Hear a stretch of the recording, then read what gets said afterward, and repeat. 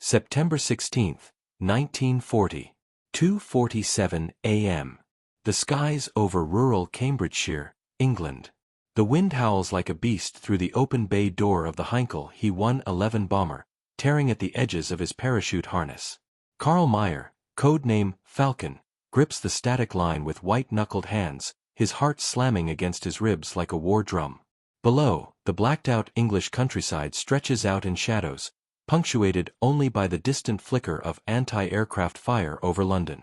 The Blitz is raging 40 miles south, but up here, it's just him, the roar of engines, and the cold certainty that one wrong move means death. He jumps. The chute snaps open with a violent crack, yanking him upward as the bomber banks away into the night. Free-falling turns to a controlled descent, the ground rushing up too fast. Trees loom like skeletal fingers. He hits hard, rolling in the damp grass of a farmer's field, the impact jarring his teeth. Pain shoots through his ankle, but he bites it down. No time for weakness. He's in enemy territory now, a ghost in the machine of the Third Reich's espionage war. Meyer scrambles to his feet, burying the parachute under a hedge with frantic shovels of earth. His suitcase, packed with a wireless radio, forged identity papers, and enough British pounds to buy silence, feels like an anchor. He checks his watch, 3:02 a.m. The Abwehr's instructions echo in his mind: make contact with local assets. Transmit weather reports for the Luftwaffe. Sabotage if possible. Blend in. Be the genius they trained you to be. He doesn't know it yet, but eyes are already on him. In the shadows of a nearby copse, 2 Home Guard volunteers, ordinary men with shotguns and bicycles, watch silently. One whispers into a field telephone. The net is closing. But let's pull back. To understand how a man like Meyer ends up here, dangling from a silk canopy over hostile soil, we have to rewind. It's 1938, and the storm clouds of war are gathering over Europe. In Berlin, Admiral Wilhelm Canaris heads the Abwehr, Germany's military intelligence. He's a shrewd operator, but his spy network in Britain? It's a patchwork of amateurs and ideologues, riddled with holes. Canaris knows Hitler demands eyes and ears inside the lion's den. So he ramps up recruitment: disaffected Brits, neutral Irish nationalists, even opportunistic foreigners. Training camps spring up in Hamburg and The Hague, crash courses in Morse code, invisible ink, and the art of the dead drop. They teach these agents to think like predators, to outsmart the stodgy British security apparatus. You are the elite, the instructors bark. Invisible. Invincible. Meyer, a 28-year-old Austrian clerk with a grudge against the Allies for his father's death in the Great War, buys it hook, line, and sinker. He's no James Bond, just a guy with a knack for languages and a burning loyalty to the Führer. They promise him glory, a hero's welcome back home. He practices his cover story until it feels like truth, a refugee from Nazi-occupied Europe, seeking asylum. Perfect. Back in the field, dawn is breaking gray and unforgiving. Meyer limps toward the road, his breath fogging in the chill air. He spots a signpost: Cambridge, 5 miles. Good. He'll catch a bus, melt into the crowds. His radio set hums with potential in his case, frequencies tuned to Hamburg. One message, and he's operational. The genius at work. He doesn't hear the soft crunch of tires on gravel until it's too late. A black Austin sedan pulls up, 2 men in trench coats stepping out. "Morning, sir," one says, his voice calm as a vicar's. "Bit early for a stroll. Mind if we ask where you're headed?" Meyer's pulse spikes. His hand inches toward the Luger in his pocket. Fight or flight? He forces a smile, his English accent practiced but not flawless. "Just visiting family. Lost my way in the dark." The men exchange glances. One nods subtly. In that moment, Meyer feels a surge of triumph. He's fooling them. But across the channel, in the bowels of MI5's headquarters at Blenheim Palace, a different game is afoot. Flash to 1939. War is declared, and Britain's counterintelligence is in shambles. Enter John Cecil Masterman, a Danish Oxford academic turned spymaster, and his right-hand man, Major Tommy Tar Robertson, a charming Scot with a pipe and a penchant for turning enemies into assets. They see the influx of German agents not as a threat, but an opportunity. The key, Robertson argues in smoke-filled meetings, is control. Catch them early, break them gently, and flip them. It's the birth of the double-cross system, XX, for the Roman numeral 20, symbolizing the double cross. No executions if possible. Instead, coercion, persuasion, the promise of life over a noose.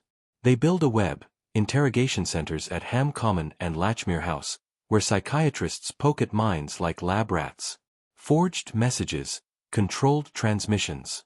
The goal: feed the Nazis a diet of half-truths and lies, making them believe their spies are thriving. Meyer, still on that Cambridgeshire road, has no inkling. The men usher him into the car, polite but firm. Just a few questions at the station. His mind races, escape routes, alibis. He clutches his case tighter, the radio inside a ticking bomb of secrets. As the car pulls away, the sun crests the horizon, casting long shadows. In London, air raid sirens wail anew. The Battle of Britain rages overhead, pilots dueling in the skies. But down here, in the quiet war of shadows, the real fight is just beginning. Meyer's interrogation room is stark, a wooden table, a single bulb swinging overhead. The MI5 officer, cool, unyielding, slides a photo across. It's Meyer's parachute, unearthed already. Care to explain? Sweat beads on his forehead. Denial surges, but doubt creeps in. Are his handlers wrong? Is he the genius, or the fool? And in Hamburg, Abwehr officers wait eagerly for his first signal. Unaware that the entire network, their prized spies, is about to unravel. But how? That's where the true deception starts. And it's only getting deeper. September 16, 1940. 9:15 a.m. Lachmere House, Camp 020, Ham Common, London outskirts. The room smells of damp wool, cigarette smoke, and fear. Karl Meyer sits chained to a metal chair, wrists raw from the cuffs. A single bulb glares down like an interrogator's eye. Across the table, Lieutenant Colonel Robin, Tin Eye Stevens, monocle glinting, face carved from granite, leans forward. "You're tired, Herr Meyer," Stevens says, voice clipped, almost kind. "You've had a long night. Coffee?" Meyer says nothing. His ankle throbs where he twisted it on landing. The suitcase radio sits open on the table between them, wires exposed like the guts of a dead animal. They've already found the cyanide capsule sewn into his collar. He never even reached for it. Stevens slides a photograph across, Meyer's own forged Swiss passport, the ink still faintly wet with rainwater from the field. "You were sloppy," the colonel murmurs. The border stamp is from a town that was bombed flat last month. Even a village bobby spotted it. Meyer's mouth is dry. He expected brutality, rubber hoses, broken fingers. Instead, they're polite. Terrifyingly polite. Back in 1938, Hamburg. The Abwehr's training school on the Elbe. Young Karl Meyer stands in a classroom with 20 other recruits, chalk dust in the air. The instructor, a scarred major named Pretorius, slams a fist on the desk. "The British are amateurs," he snarls. "Their MI5 is a gentleman's club. They drink tea while we drink victory." They drill the agents relentlessly. Codes, ciphers, microdot photography. They are taught to despise the decadent English, who will crumble the moment the invasion barges appear. Each man is told he is irreplaceable, a scalpel in the Führer's hand. One exercise stands out. They are given a mock interrogation by actors pretending to be British officers. The British shout, threaten, even slap. The recruits laugh afterward over schnapps. Child's play. Real British officers, they're told, will be too civilized to break a man. Meyer believed it. Every word. Back in the present, Tin Eye Stevens lights a cigarette and offers one. Meyer takes it with shaking fingers. The nicotine hits like a slap. "Let me tell you what happens next," Stevens says quietly. "Option 1, we hand you to the hangman at Wandsworth. Quick drop, short rope.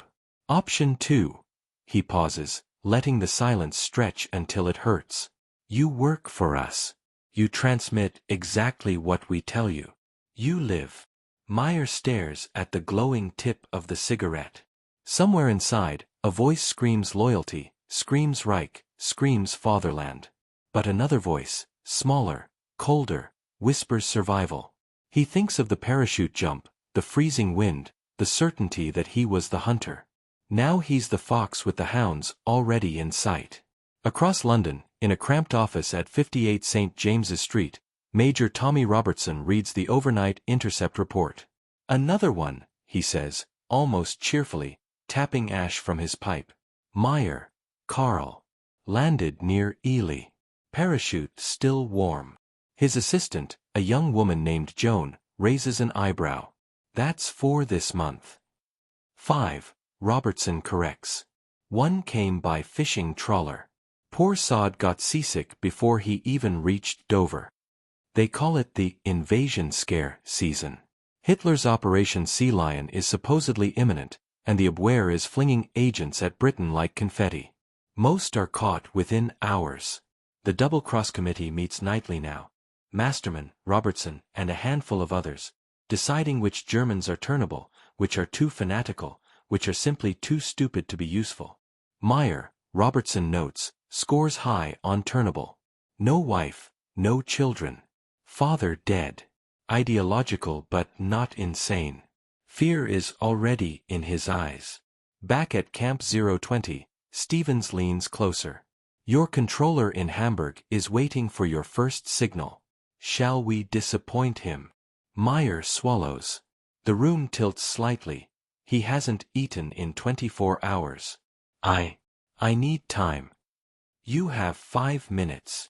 4 minutes later, Karl Meyer, Falcon no longer, nods once.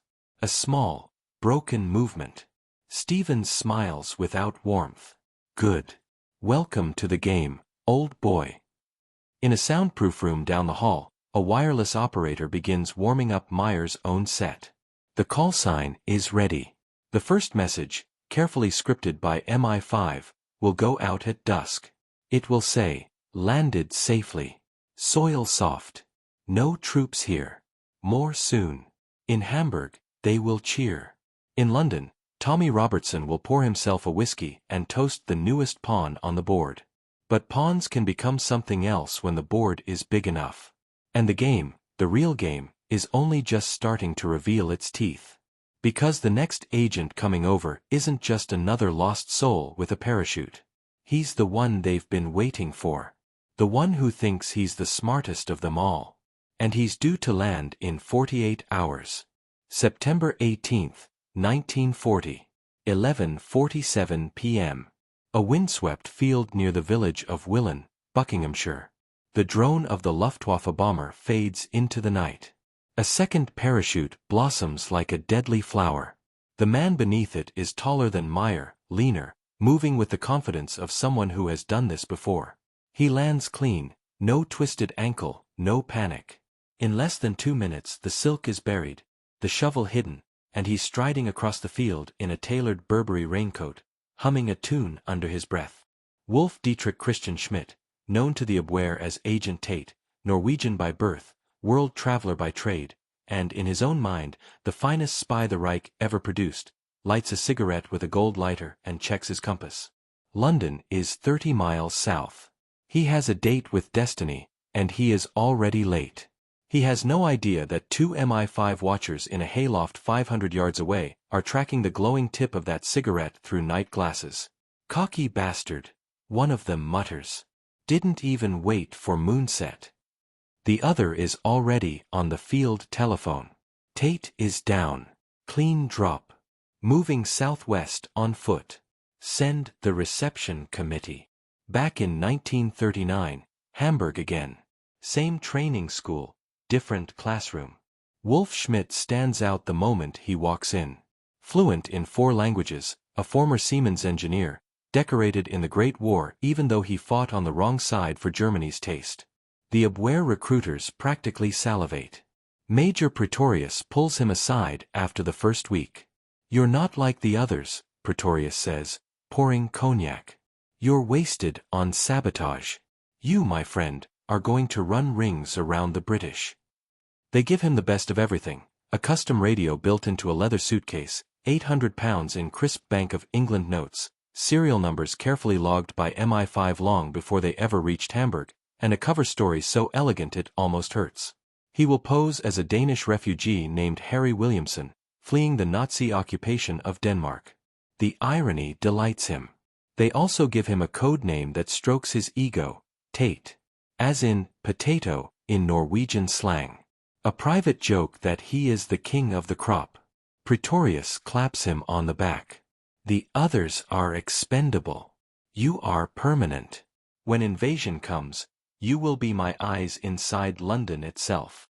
Schmidt, Tate, believes every word. He has spent his life outsmarting people. He once smuggled diamonds through 3 borders in the hollowed heel of a boot.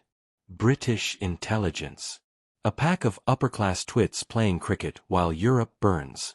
He spends the summer of 1940 in The Hague, drinking aquavit with other agents, laughing at their fears. When they whisper about parachutes and capture, he just smiles. I don't get caught, he says, tapping ash from his cigarette. I do the catching. Now, on English soil, that arrogance is a beacon. He reaches the main road at 12:34 a.m. and sticks out his thumb with the easy charm of a man who has talked his way onto 100 ships. A lorry rumbles past, slows, stops. The driver, a grizzled home guardsman doing extra patrol, leans out. Need a lift, mate? Tate's Danish accent is flawless, soft, lilting, just enough broken English to sell the story. Ja, thank you. Long walk from the boat. Very tired. The driver grins. Hop in. We'll get you to the police station. They'll sort you out. Tate's smile never wavers, but inside something flickers. Police station. Not ideal. Still, he has rehearsed this. Papers are perfect. Story airtight. He climbs in.